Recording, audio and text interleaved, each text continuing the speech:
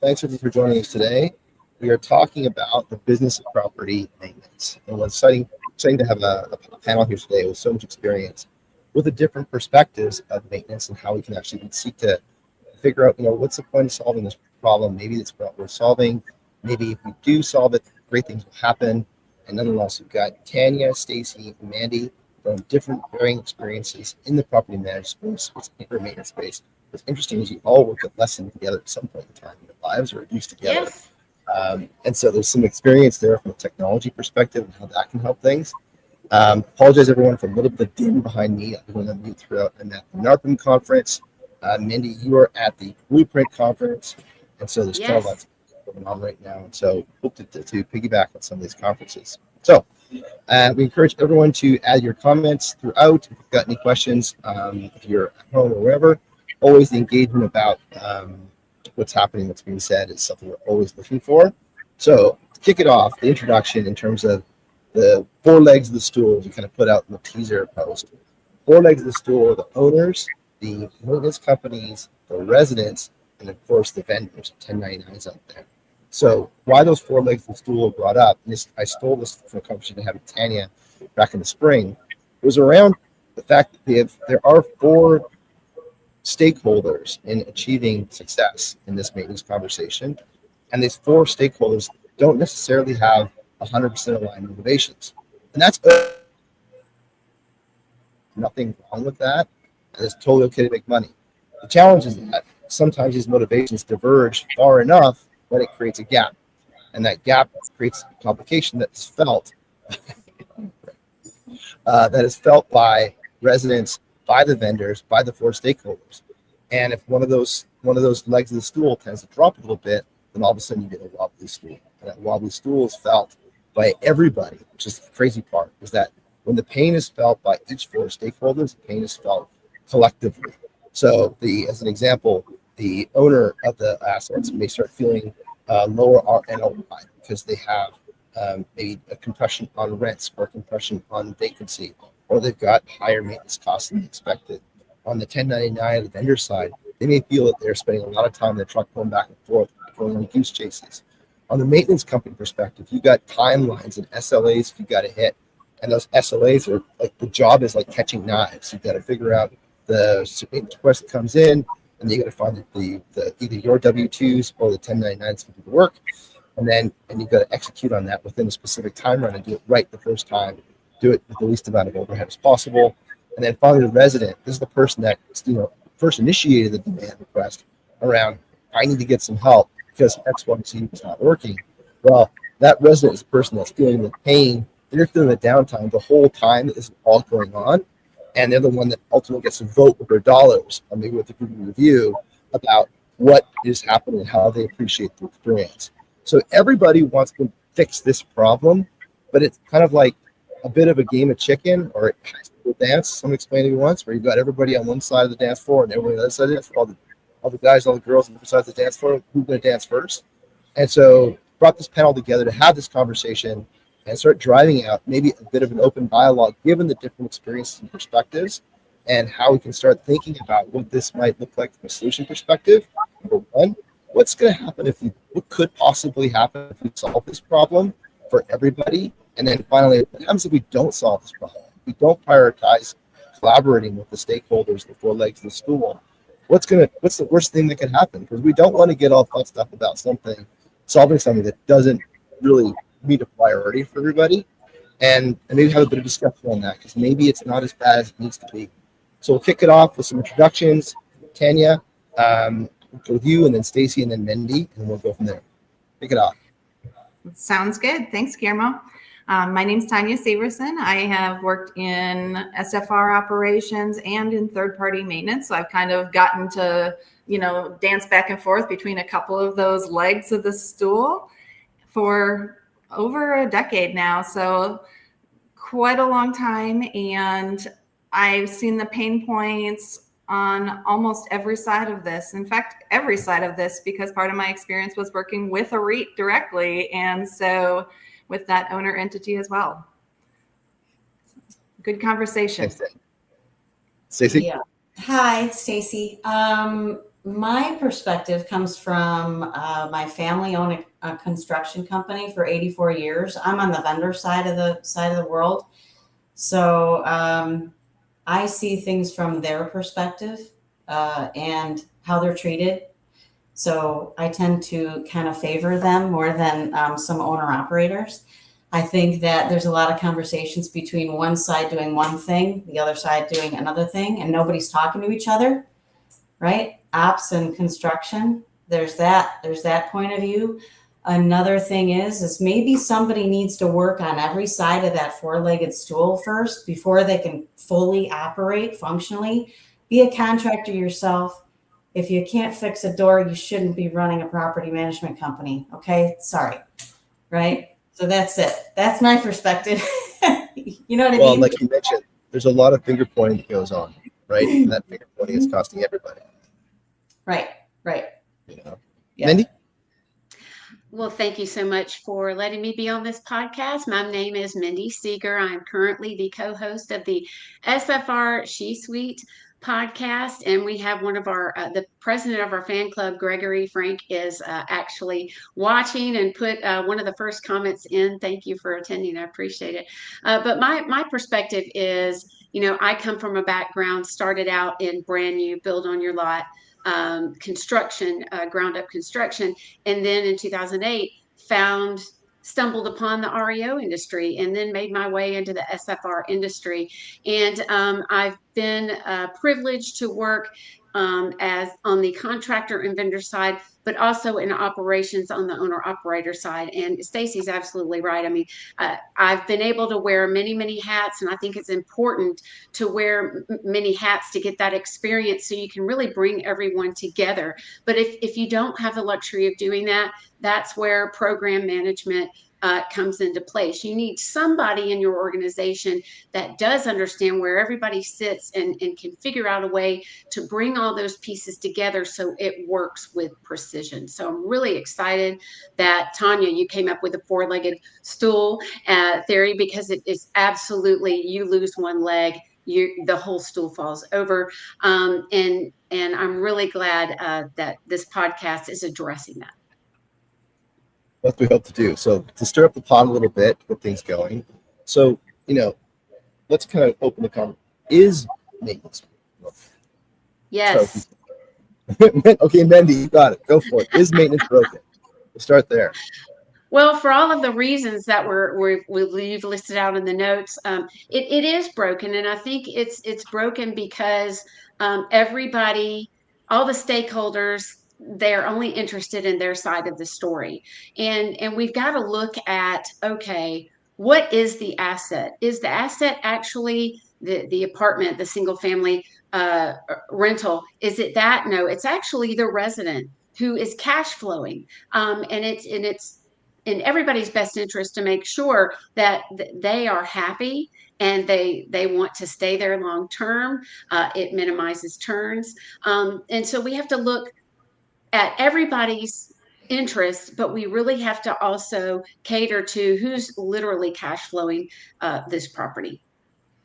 Well, I think there's another side of that about maintenance being broken, though. And yes, the resident is who's paying that rent, and that's how that cash flows.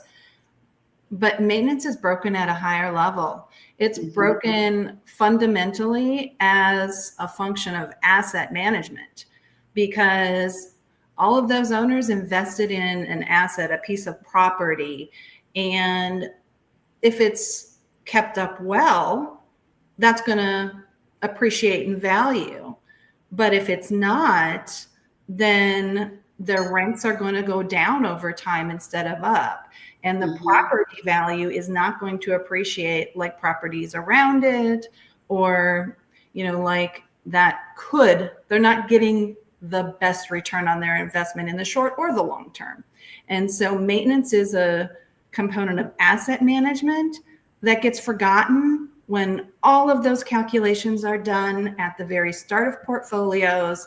And that's where this whole problem starts. Due diligence. Yes, because if you don't fix the right things at CapEx in the construction stage, and you don't maintain the property with a long-term vision, not a short-term fix to meet this year's budget, then it hurts you next year, 5 years from now, and 10 years from now.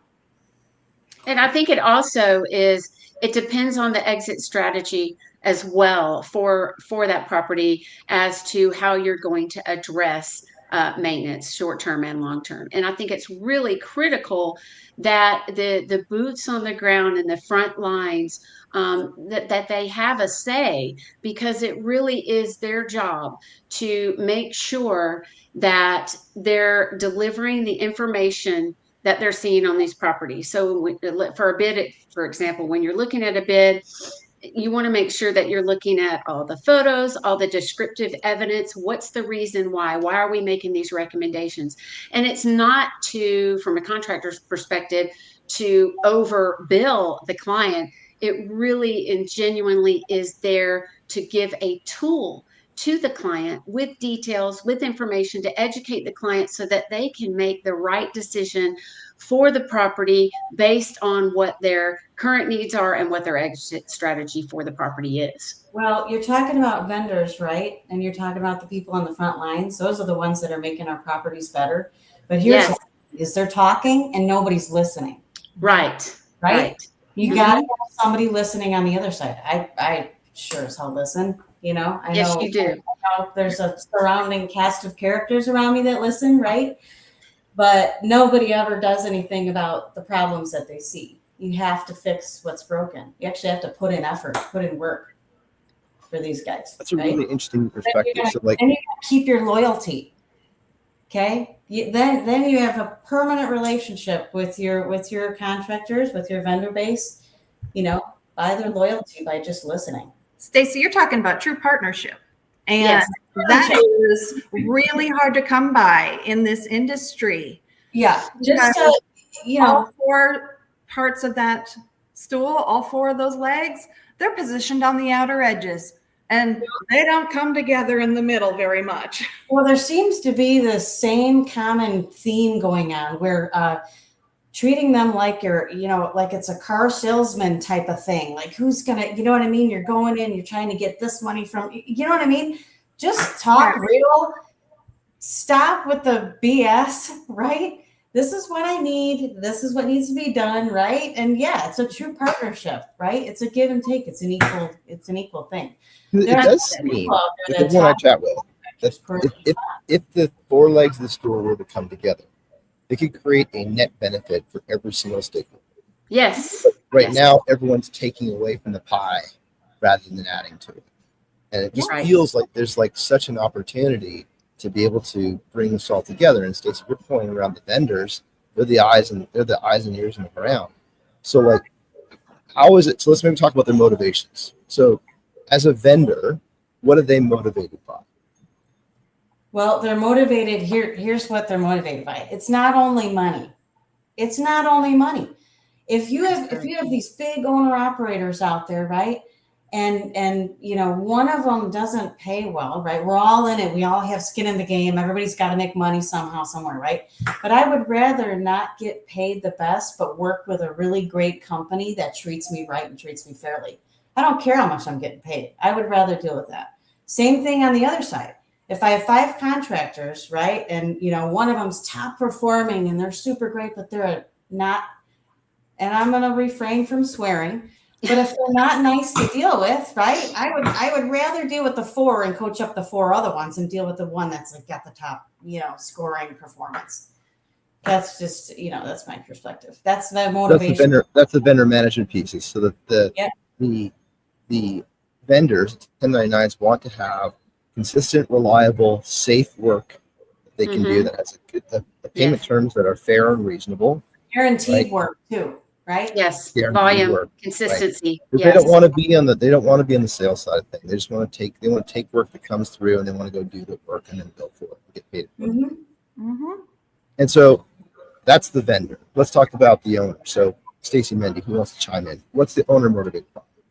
I'll chime in on that a little bit. I know that a lot of owners probably have PTSD because they don't want to get taken advantage of by vendors. They've seen so many bids on properties that are overbid, and then they have to spend the time to manage it almost from a defensive standpoint, because they're trying to protect their ROI. They're trying to protect their investment. They're trying to protect their CapEx spend.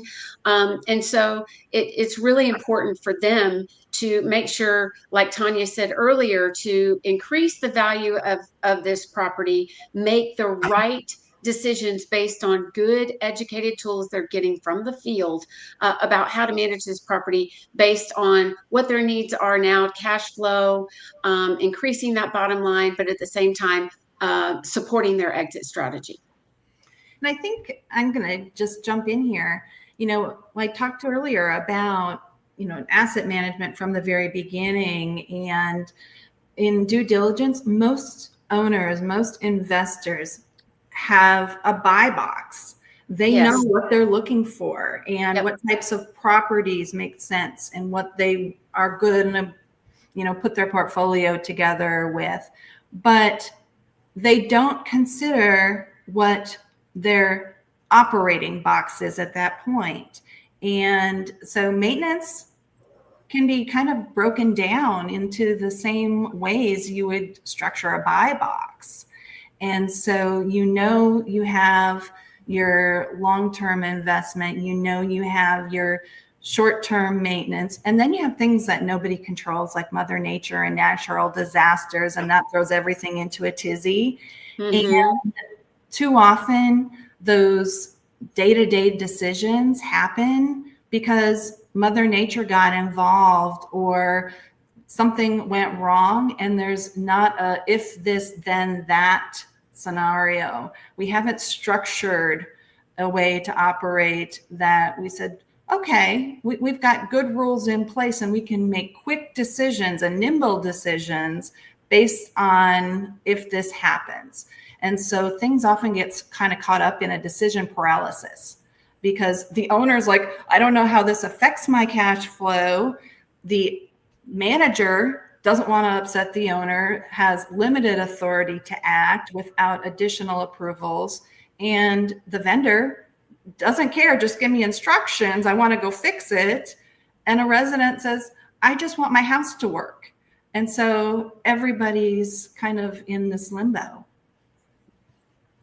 So we talked about the owners, they want to have strong assets that match their exit strategy, obviously NOI and cash flowing all throughout that. Vendors, they want to have reliable work that is, safe, predictable, and paid on time. Residents, I'll speak for residents, they want to have, well, actually, I'll pass it back. So we've got two characters left, the resident and the maintenance company. So now maintenance companies are often the broker of all these things, right? Because it's not practical, given the kind of the type of investment this is, to have a 100% internal operations. We see it. It's a goal to drive towards that. But no matter what, if you buy a house in Cleveland, you're not going to staff a person just to go support that one house. You're gonna have to work with your partners no matter what. And so there's obviously the BTR solution that's starting to consolidate some of these operations, but it's not everywhere. There's still a lot of SFR that is scattered. And so you've got the maintenance companies that come to play. So what are their motivations? How do they make money? I'll be happy to jump in on that. I know that maintenance companies, if they're run right, they really are interested in a long-term partnership with clients. When they go wrong is when they think short-term, and they're just like, hey, let's bid everything. Let's get as much work as possible. That's really the maintenance company needs to align with the goals of their clients. They need to mirror that. They need to establish a long-term partnership, and that's truly what the good guys are doing. Yeah, there's good ones out there, and then we know there's some that are not, right? Yes. So, out there. The maintenance companies, so many of them are small companies that are fighting to survive their day-to-day.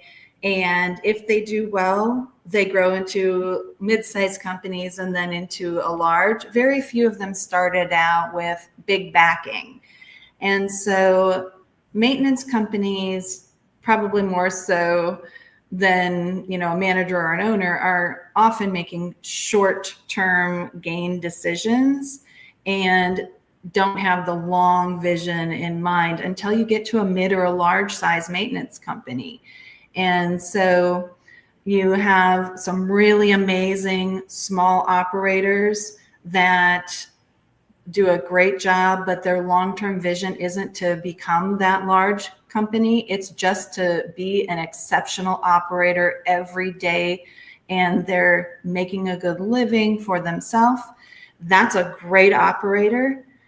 And then you have those that are really good business people, and those are the ones who successfully grow to become that mid and that large size operator. And all three can be great assets, but like Stacy talked about earlier, about finding the ones with the right attributes that you can trust and that you can build on what they're good at, and you can understand what you can't live with that comes with them, that supports the owner and the resident. Those are the really important things to learn about those vendors. I think it comes from the top, right? As an owner operator, don't hire someone, you know, a baker to complete an oil change. Okay. Let's not do that. That's when it doesn't work, right? You know, have people that care. I mean, I had a change in my life, right? I got divorced, you know, I'm fine now, trust me. But I was divorced and I had to rent a house, you know, and I know it was a smaller company, you know, that I rented from. And they truly cared, you know, if something was broken, it was there. You know what I mean? There was always someone answering the phone that cared, right? That, you know, leadership controls the weather, right? And the culture, it all trickles down. So if you create this good, you know, feeling of we're here to support residents, you're fine. It just, you know, it's contagious, really.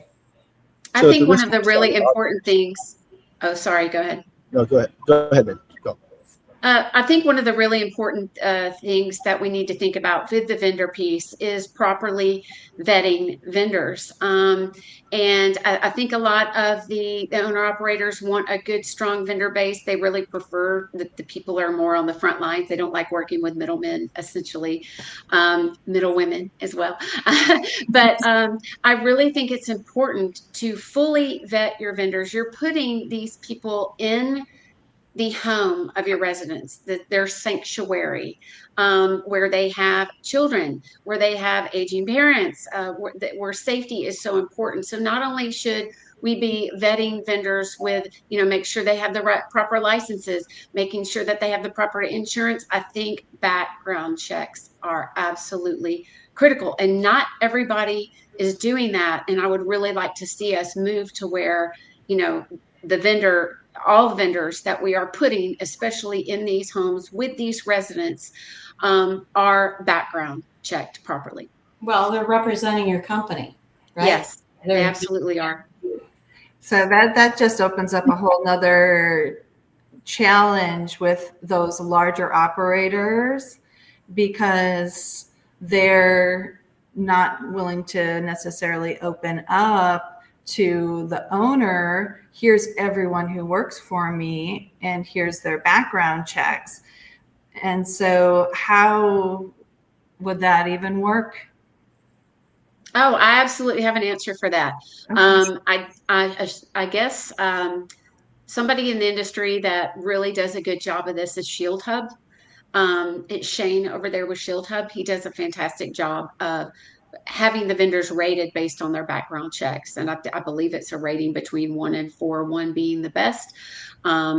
So he does a good job of that. There's other companies out there as well, but I think it's critical to have, especially the company and the people that are in these homes, have proper background checks. You got to be very careful with that, because background checks are expensive, right? Okay. They are, yes. If you have a bunch of 1099s and this, you know, they're on and off with you.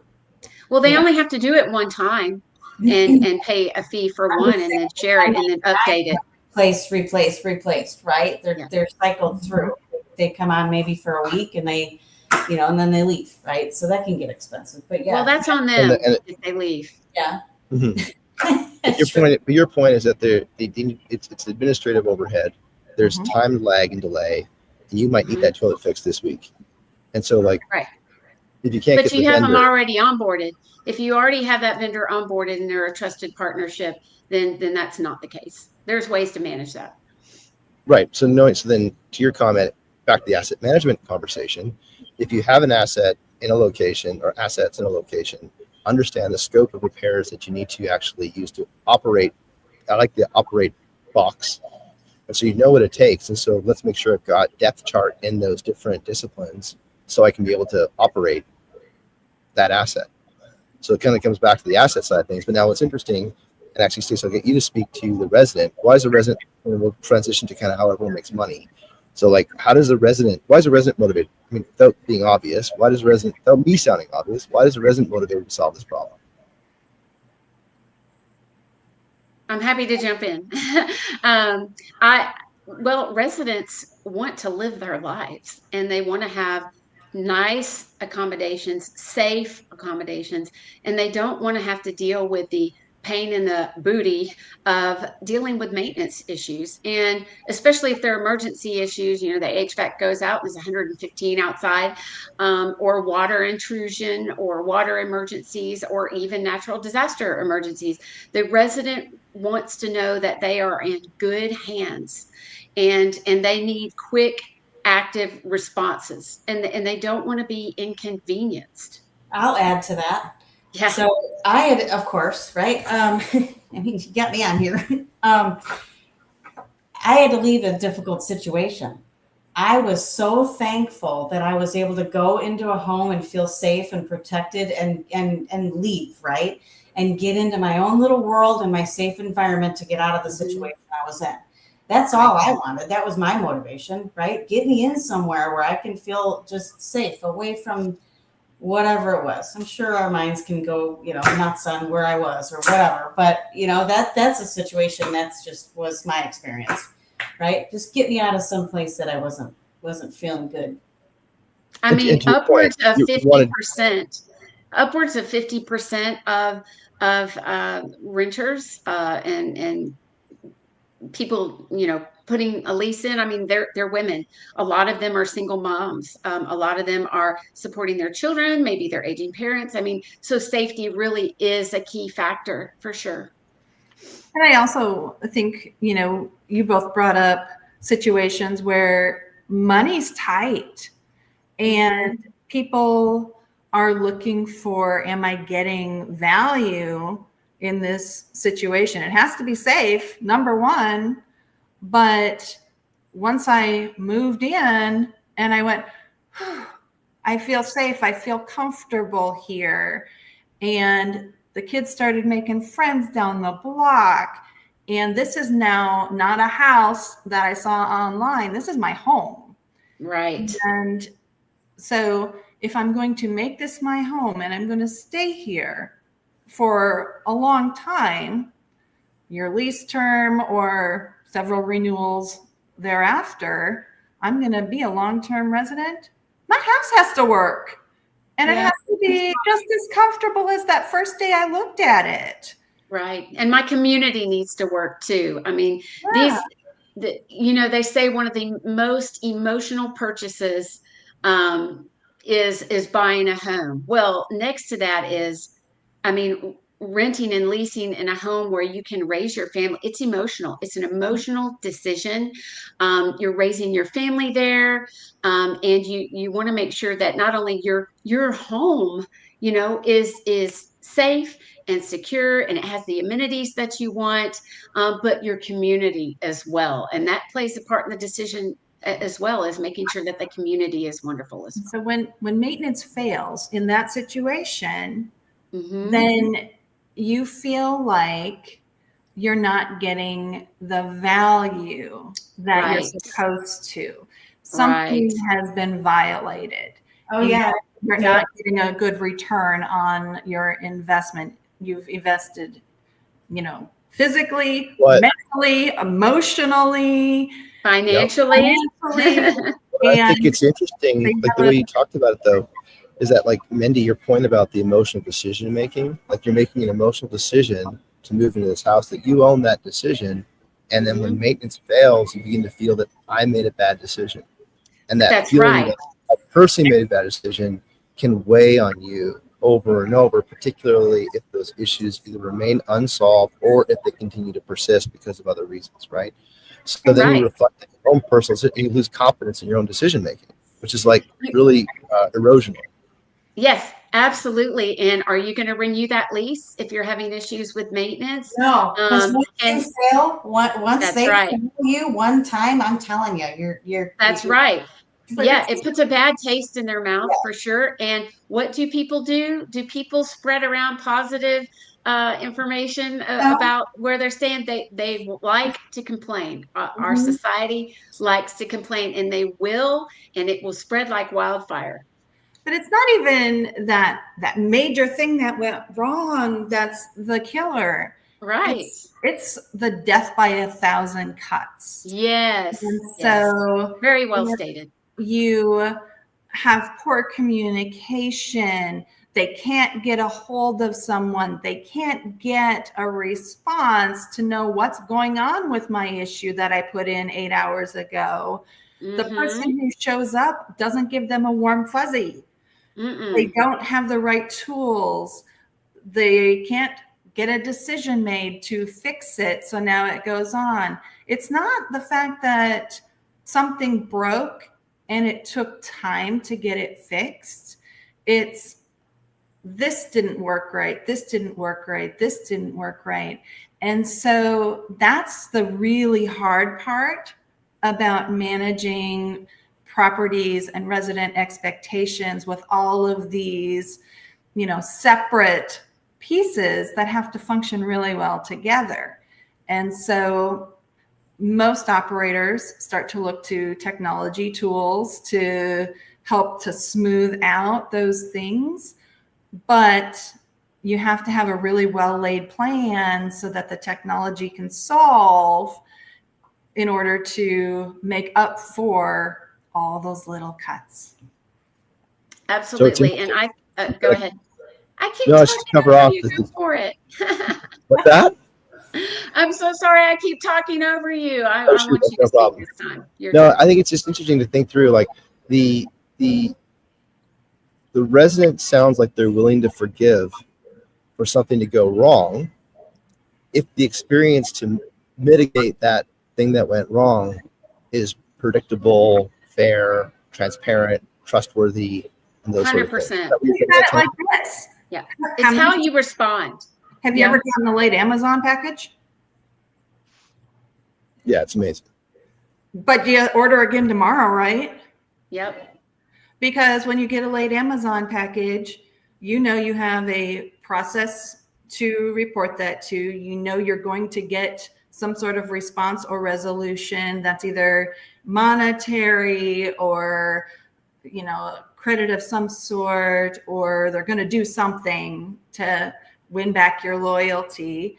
And so Amazon's a huge technology utilizer, and there's things that go wrong in their ecosystem, but there's a way to bring communication back around. There's a way to fix that in the eyes of their consumer, and they do that, and you keep on ordering. But if we don't figure out how all those different parts and pieces work together, then we're going to lose the resident and turnover costs. And every turnover hurts our owner's bottom line. And it's more work for our managers, and it spreads them more thinly. Is that the right way to say that? And so, it creates this trickle down that isn't what we want at all. You can absolutely turn what could potentially be a bad experience, and in many cases is a bad experience with a mechanical break. You can absolutely turn that into just power by the way you respond to that resident. I mean, It starts with the process of them even reporting that there's a break, that there's an issue, and that in the way you communicate back and forth with that resident, that first touch to the resident, you can really set the tone and turn this into a win. And but you have to respond positively, quickly. You need to let them know and create the experience that, oh my gosh, I'm in really, really great hands here. If the answers feel like common sense and obvious, why does it persist? Why does the gap still persist? Hands are tied in too many places along the path. Yep. Yes. And it's a lot of reasons. It's egos, it's hierarchy, but most of all, it's budgets that make a lot of decisions. Yeah, I know. I think, okay. Sorry, Mindy, go ahead. No, you're going. I used to be on the service side of things. You know, we're talking about residents and their experience and talking them off a ledge. I was on the service side of things. So I was always the escalation person when the resident was heated, right? How I responded to that was, I'm so sorry you're experiencing that. I didn't keep Thank you for saying that. Problem. I'm sorry. You know what I mean? Yes. Ownership. It's my fault. I'm so sorry you're experiencing that. Here's what I'm going to do to solve the problem, and do it. Do what you say, right? Don't just say you're going to do something. Stick to what you're going to do. Fix the problem, and then everybody, be consistent like that. Because as we were talking about, we're just sitting here saying residents experience and all these things. It's a small community, but it's a big community. All of us here, right?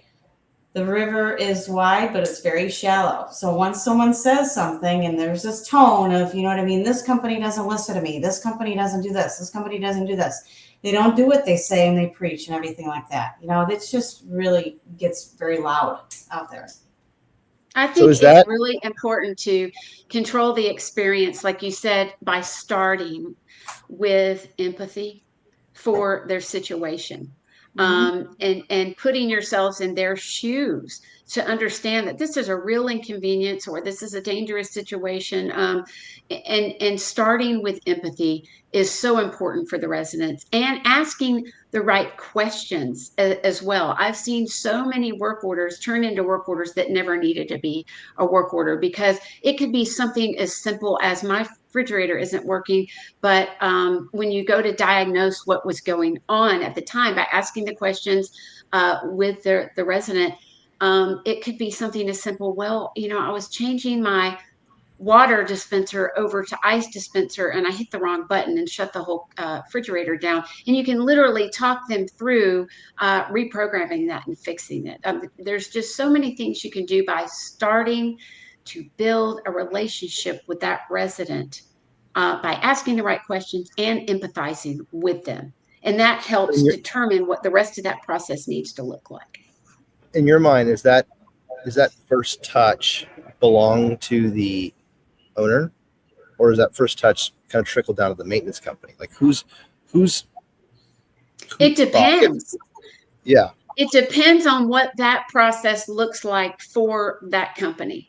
I think you and I were talking about this yesterday. It could be that process can be owned by the owner operator, or if they're outsourcing and they're outsourcing 100%, they just don't want to deal with it. Then that's going to be on the actual vendor that's going to be walking into that property. It could be the owner operator isn't scheduling that call or making that call. It could be the actual vendor or contractor that's going out to that property. It really does depend on what the process that's implemented looks like. Well, and Mindy, you touched on something that, I know you and Stacy and I have the background to do that diagnosis.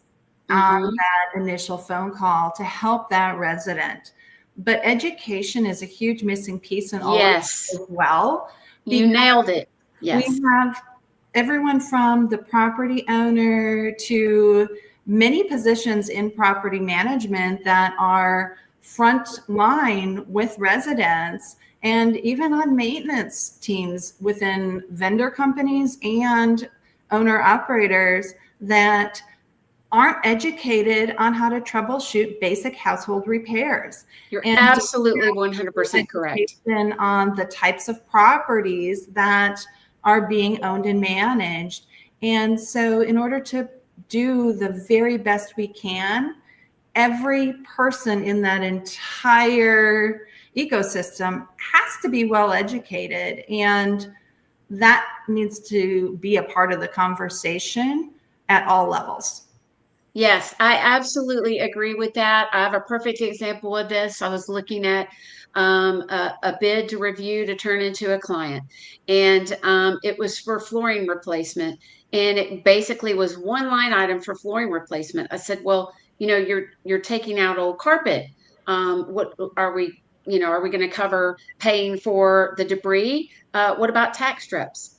What are tack strips? I'm like, you don't know what tack strips are? I mean, I didn't say it like that, but of course, my brain, I was thinking, oh my gosh, we've Right. got tack strips to think about. We've got removing the carpet to think about. We've got to think about leveling compound. We've got to level the floor before we lay LVP where carpet used to be. I mean, we don't even know the condition of the floor. I mean, you need to put disclaimers in that of, okay, what if I pull up the floor and the subfloor is rotten? And then you've got a whole nother line item in that bid. So, I mean, you could go on and on and on about the level of education that needs to be happening on the front lines, and that happens when you've got a work order that you're ready to dispatch. That person analyzing that work order needs to understand everything that's involved in that job so that they can bid it properly, so they can diagnose it properly. And that is a huge piece of the puzzle that is missing on the front lines today. Yeah. How about you just hire someone that's qualified? Yes, that'd be great. Yes. Right? How about you hire someone that knows how to change the door, right? Or whatever. You know what I mean? Don't hire people that have empathy, for God's sakes. Yes. Absolutely. And what's interesting, if you look in your organizations and you're like, you know what, I've got a coordinator that has this level of education, but maybe they need more knowledge. Well, it doesn't mean that they're not the right person. It means you need to invest in that person, and you also need to look and say, where are my subject matter experts in this organization that can help out? I see it very common with like electrical specialty trades, HVAC. There's somebody in your organization or somebody you can call and outsource to get the proper information to diagnose these types of issues. And I know that, Guillermo, you are definitely one of those people for sure.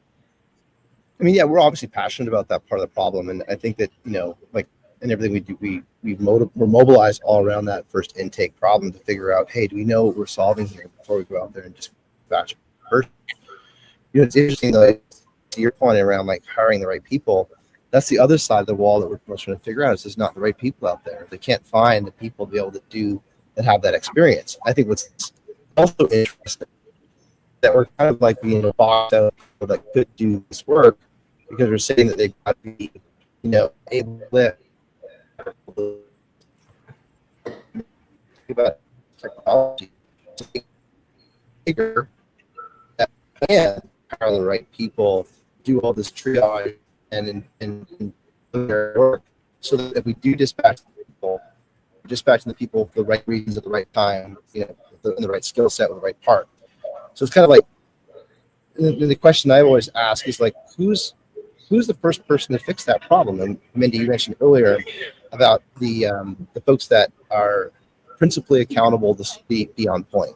So that might be the owner, right? That might be the third party that's managing that intake, and they need to have the empathy that you talked about, Stacy, to be able to, faithfully address the situation. And so, like, how do we begin to create a movement around all the different stakeholders out there so that we can achieve the objective of solving maintenance? Like, if one person moves one leg of the stool up, it's not going to balance everything out. So how do you bring around all the different stakeholders so we can achieve this objective? Because like the residents got to play a part in a little bit. The manager does, the maintenance company does, and so does a 1099. So how do you kind of like round up the troops so that you're able to do it successfully?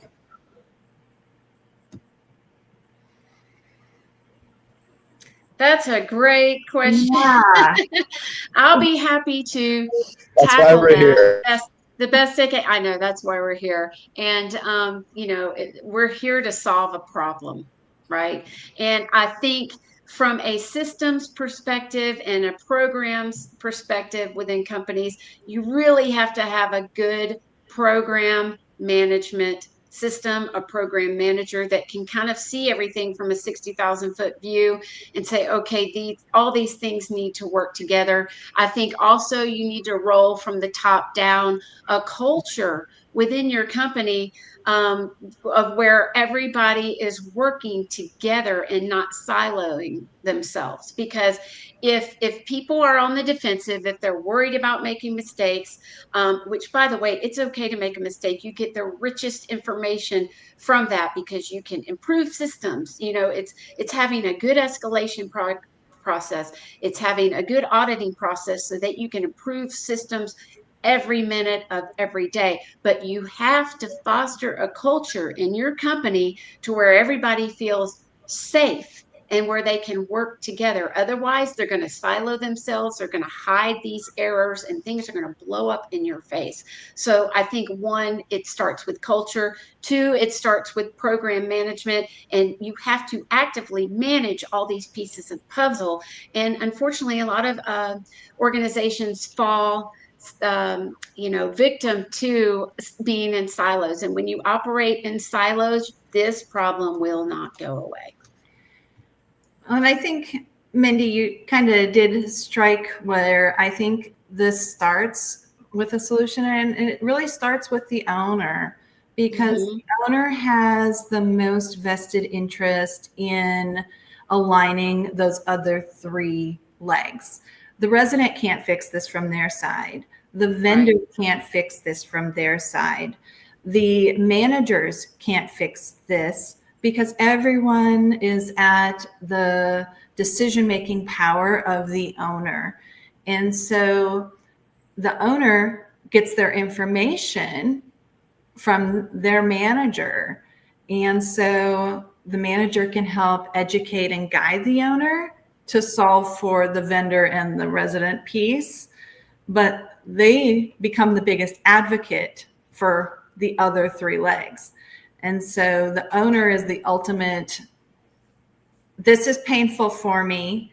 I need to make a change. I'm tired of being wobbly and feeling like I'm alone in holding up this whole chair.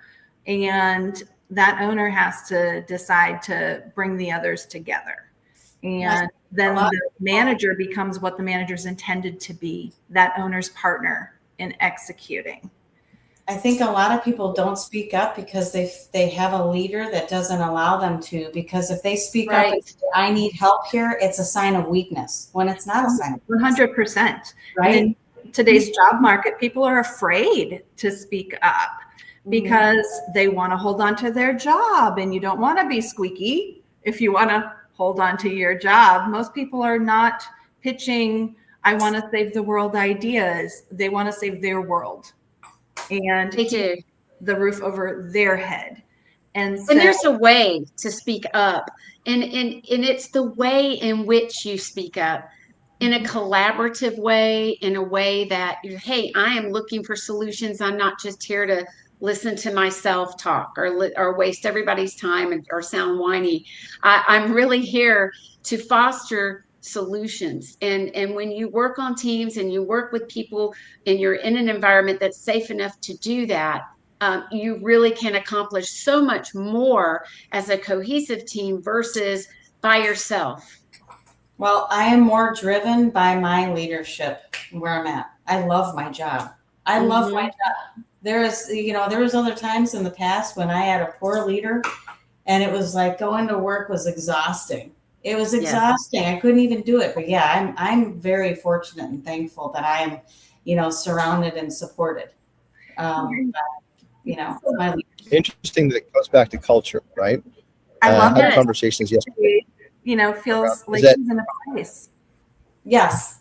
No, Yeah. yeah, no kidding. What's interesting is that like it all comes back to culture, because this is a business and the people have to work together, and so the culture of collaboration has to emerge and be center led from a leadership perspective, so that everyone does feel safe. So we kind of like get agreed on something that is not necessarily everyone's like budget line right now, is to improve culture. It's kind of like how you do it, not what Right. you buy or sell, etc. And so like I think this is an unexpected outcome, at least for me. I thought we were going to reveal the secrets, but like it does come down to the people that are working together to solve these problems, because there is the 4 different stakeholders.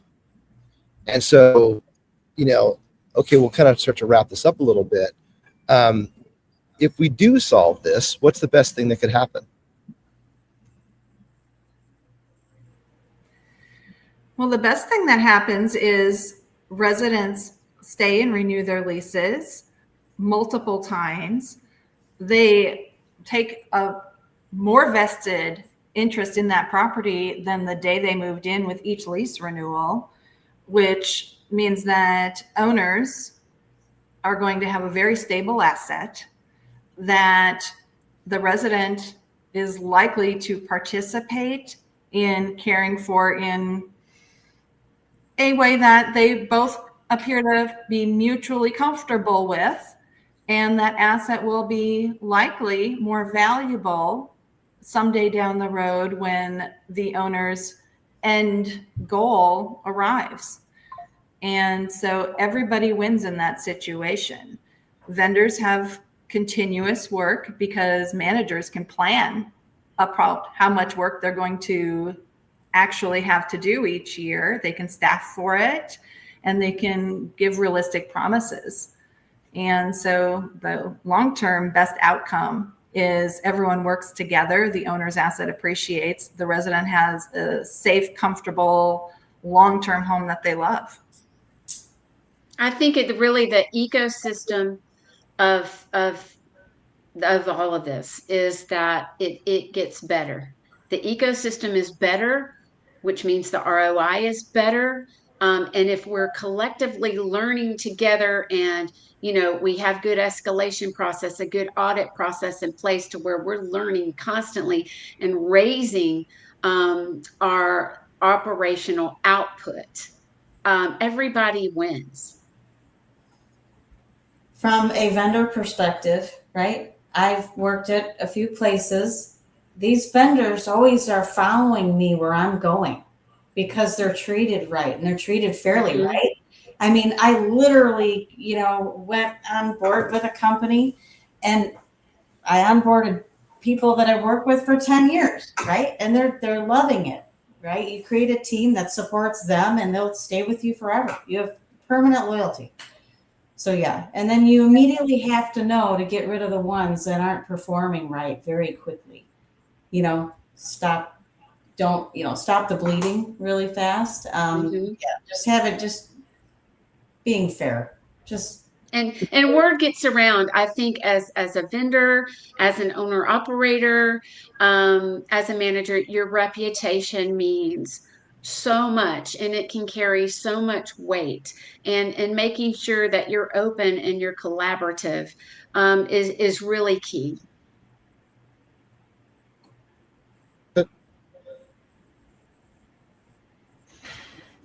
Like if we don't oh, sorry, I didn't move there. If we don't come together and collaborate and address a problem, what's the worst thing that can happen? Like if we stick with the status quo, if we open the conversation, it's broken. What happens? Vendor distrust. Let's see, declining property values, unhappy residents, staff turnover. I mean, rising costs with everything. I think that's a lot. That's And that's already happening. But that is already happening. And I can say, yeah. It's litigation and legislation. We're seeing it. And that is right to operate of a failure on all sides of this. So that's a sign that we have to come together. We absolutely do, because we are the experts. We are the ones who have the best solutions to fix these issues. And if they continue, because we're dealing with people in their homes, another entity will come in to regulate us, or to make changes, and they're not the experts. So it's in our best interest to be the ones to because we have the solutions. This really is all about us sharing those solutions and being okay with that, to lift the entire ecosystem as a whole. Outstanding. Outstanding. So let's wrap it up for everybody. We first, everyone, all three of you and all the comments for the conversation. We have a problem at play, right? The impact of not solving that problem is kind of bad for all four legs of the stool, right? And inevitable to some degree, because we've been on this, been charting the course for 18 to 24 months. Values, cutting grants, return, and didn't talk about this, but like we must compete now for this talent. So this talent can have other choices that they can go to that can pay them more, that can achieve all their objectives and missions. We talked about how the best case scenario, if everyone comes together, is sorry. And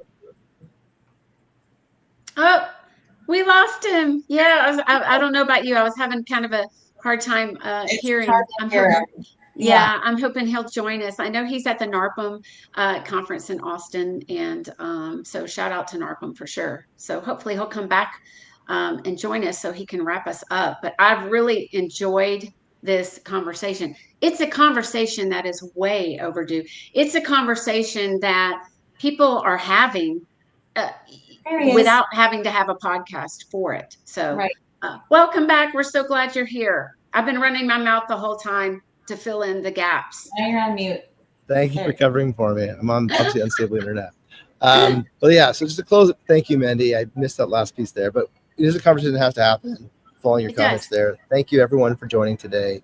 We're going to write this up a little article so it's easy to read if you want to skim through it. The LinkedIn Live will be posted on LinkedIn, and you guys can comment on there. I'll get notifications if you have any questions. You reach out to any of us on LinkedIn. And ladies, I really appreciate you as executives in this space sharing your thoughts and minds on this opportunity for everyone to address this gap that's going to improve every single person's outcome that's in this relationship in single family. And without having these kind of conversations, or at least maybe sparking the fire for the conversations, they're probably not going to happen. So thank you very much for being free and open and transparent around your opinions on this whole thing. And let's get some conversations going. And we're all at conferences right now and heading into that season. So let's have conversations with your partners around how to solve this problem, because if we don't solve it, the outcome is really, really, really negative.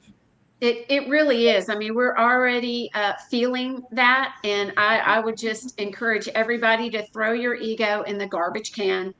It does not serve this purpose, and just throw it out and let's work together. We're not hurting each other by working together. We're hurting each other if we don't work together. All right, we'll leave it on that. Thank you, everyone. Thank you, Mandy. Thanks, Tanya. Thanks, Stacy, for joining us today. Have a great, wonderful day, everyone, and take care. Bye-bye. Thanks so much. Bye.